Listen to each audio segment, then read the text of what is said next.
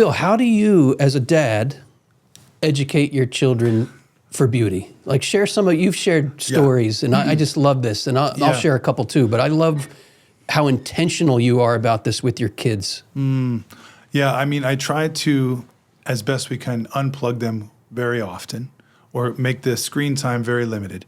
And it's backyard bonfires or just the back deck is where I drink coffee, I smoke my pipe, I relax, we do homework when weather permits. So we're under our Japanese maple tree, which is gorgeous, like spring, winter, summer, fall.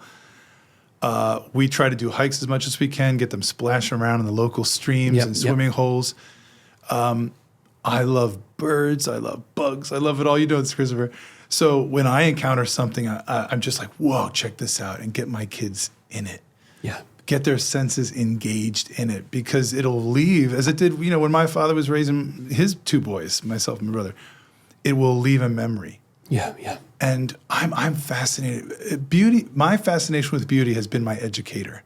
Yeah. The Lord has educated me through beauty, and so I know how infectious it is.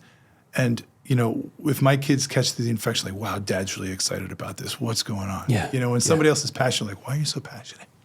Yeah. You'll catch some of the flames of that wonder. Yeah, I think some of the most pointed memories of my childhood are camping trips with my dad, fishing trips with my dad.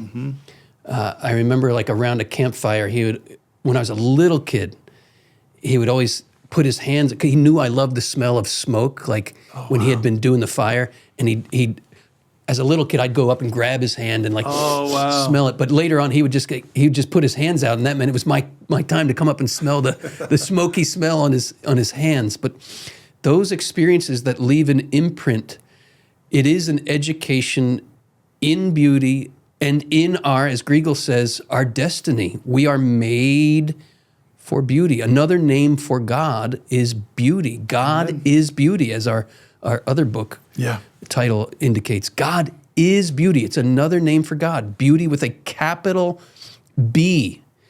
We're intentional with our children as well. Like certainly creeks and swimming holes and the ocean, the mountains. I've taken my kids on lots of camping and backpacking trips, and we live surrounded by woods. Wendy and I were very intentional. We wanted to raise our kids where they could run out in the woods and just play.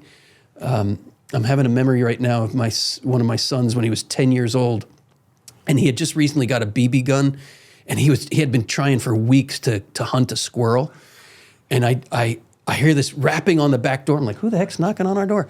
And I open the door, and Thomas is just standing there with the squirrel, holding it by the tail, and he's going, like breathing. And this was a moment of absolute sheer delight. And then we skinned the squirrel, we cooked it, we ate every last little bit of that squirrel.